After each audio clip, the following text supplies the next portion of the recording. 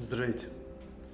Първата част ще бъде мобилност за врата. Техниките са много прости, много често сме ги използвали в нашите загрявки. Направо да започваме. Първото нещо, което ще направим, главата ни да се изтегли нагоре, да избута към тавана, рамената се отпускат надолу, брадичката много лекичко потъва.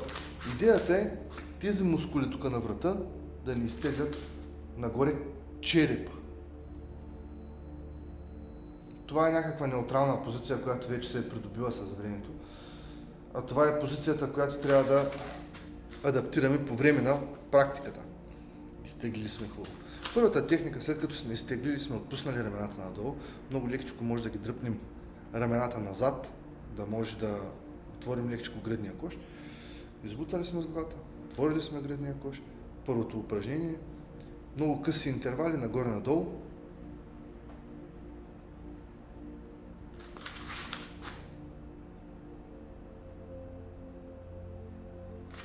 Мобилизираме малките мускулни групи в основата на черепа. Може да ги правите до около 30 секунди всяко от движенията.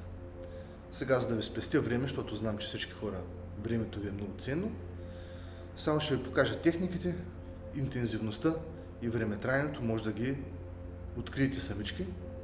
Иначе казано, ако усещаш, че имаш нужда повече време или по-бързо, може да го направиш по-бързо. Ако нещо ти скърца, може да го направиш по-бавно, с повече контрол. Това беше номер 1. Номер 2.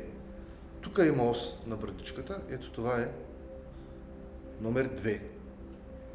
Пак се стремим да спазваме долу-горе основните насоки. Главата да бута нагоре, рамената са отпуснати, лекичко отворени. Назад. Номер 3. Брадичката изтегляме по диагонал. Опъваме в единия край, връщаме. Опъваме в другия край. Разтягаме врата от едната и от другата страна. Ако случайно има някакви проблеми, няма да опъвате до край. Ще опънем по-консервативно. Тук така трябва да опъваме, че чак да ни изпукат ушите и да се усети освобождаване тук на налягането в черепната кухина. Надолу по диагонал. При тази техника номер 4 трябва да опънем пък тук. Опъваме врата отзад.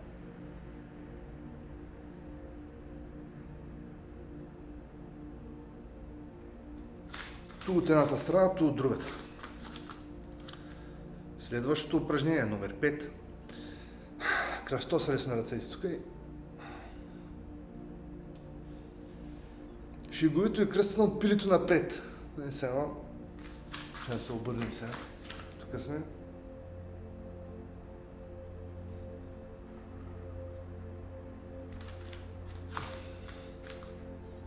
Това е малко от серията тип забавни. Освобождаваме най-изпъкналия прешен тук отзад. Малко да го освободим. Номер следващия 6. Ще направим обратното движение. Брадичката ни ще потъне надолу и с мускулатурата на врата ще се опитаме да изтеглим 45 градуса назад.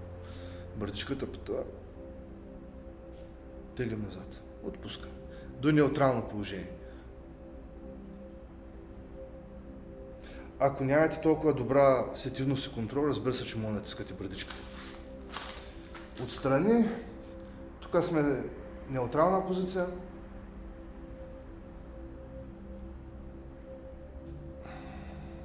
Отпускаме.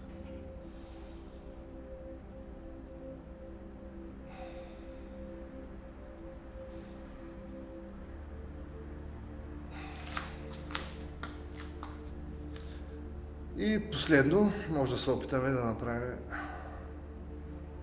ляво-дясно. Той за доста хора е трудно упражнение. Ако е много трудно, няма проблеми, може да отпуснем ухото към рамото. Тук е разрешено лекичко да придърпаме главата с ръка, същото на другата посока.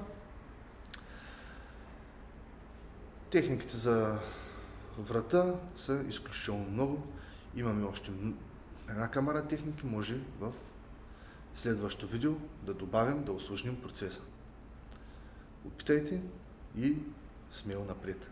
Бъдете здрави!